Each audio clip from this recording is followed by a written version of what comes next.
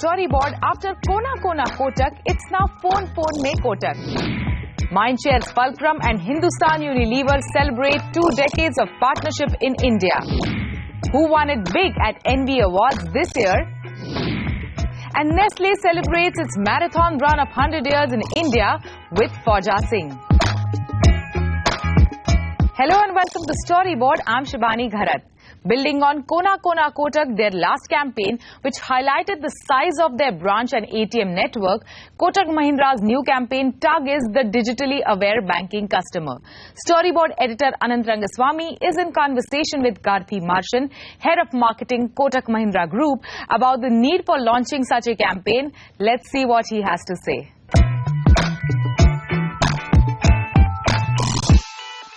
So tell me what this campaign is all about. This campaign essentially, Anant, builds on top of the last round which we did, where we were announcing the merger with ING Vysya Bank, which we captured in this very short phrase, Kona Kotak. And I'd like to believe that it captured the imagination of the nation as well.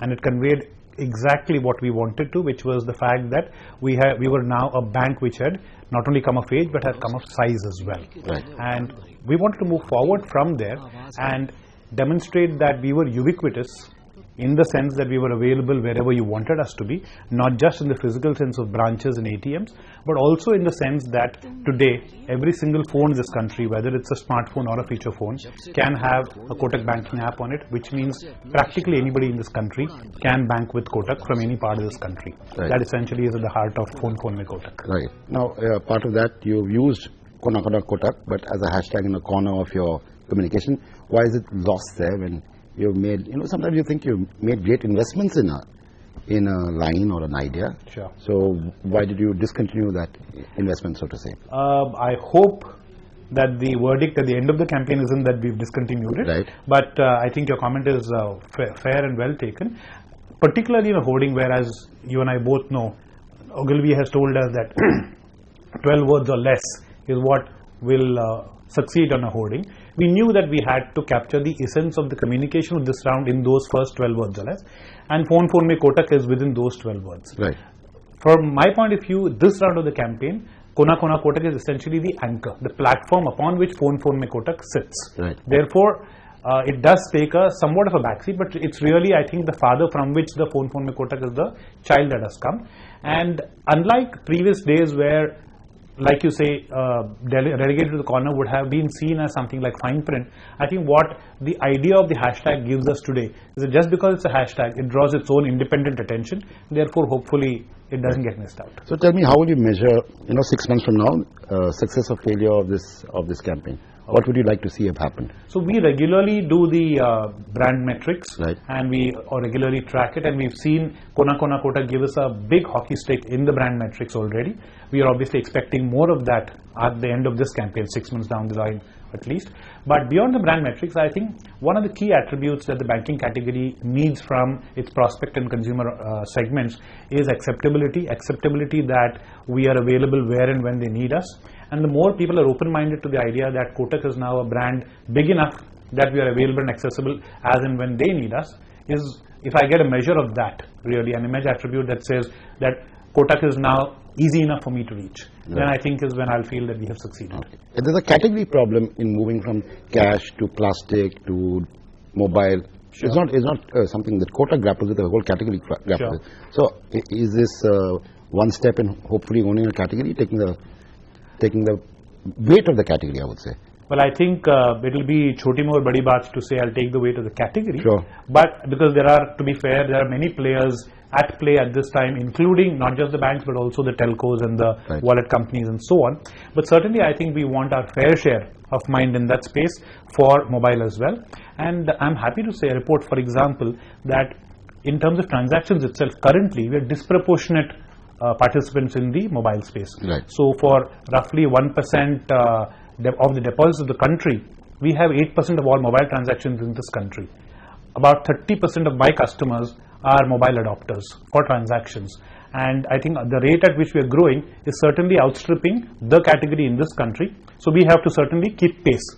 And that's the game. Okay. Coming back to the current campaign, you've made considerable investments in the color red. And that's a great game for a brand to own a color. And red is a tough color to own anyway because it's so common. So here I go drive on the roads and there's not much red. So why is that, Karthi? Spot on. Red is our color, and we have in the past, in the long past, we used to even do big flat red backgrounds and the text would be in reverse white. We've gone to that extent as well, and over time I think we've graduated it where, for example, during the Kona Kotak campaign, you saw red strips on a white background. This is the first time that we've come out with a full white background with just key messaging in red letters. And again, it's essentially a part of the same strategy that as a brand, we don't want to end up being wedded to any one particular device or mnemonic. And I'll explain what I mean by that. I think leaning on venerated Mr. Ogilvy, if the whole ad says Kotak to you, if I don't even need to put my logo on it for it to be seen as Kotak, is when I think we've done our job right. And we are regularly testing how well we're doing on that. So for example, sometime in the past, about 2.5 years ago, we ran our whole campaign without a single Kotak logo in it, without a mention of the name Kotak. We had Vinay Pathak in it and we had 6% in it. At that time, those things along with red were also seen as equated with Kotak. And when we stripped one by one each of those things, we're continuing to see attribution to the brand very high. So we are clear that we are on song so far, and tomorrow is another day and we must wake up and do our job, work hard all over again. But essentially we believe that we're on song in making sure that all our communication is a Kotak communication and not just the logo in the corner or the color of the ad and so on. Finally, this is still a very, very high traditional medium spend. Lots of TV, lots of outdoor. Why do you continue to believe in and invest in these two medium? Is it your measured confidence, or where does that come from? Measured, honestly, Anant. We've actually swung the other way aggressively as well in the past. We've made a number of experiments where we've tried to be digital heavy as well. We've come to the conclusion that for this country, for the target audiences that we are talking to, particularly as now that along with ING Vaishya, we've become a very large brand, and therefore the segments we're reaching out to are much wider than they used to be before. Digital heavy is not clearly right for us.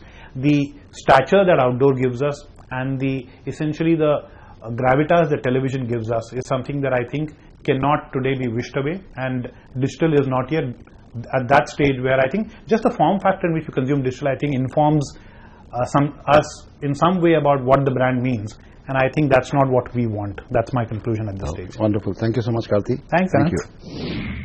An interesting combo indeed, a bank that speaks about digital and loves outdoor as a medium. It is time for us to take a short break. When we return, we focus on the 2-decade-old partnership between media independent Mindshare Fulcrum and Hindustan Unilever and understand what makes the relationship work.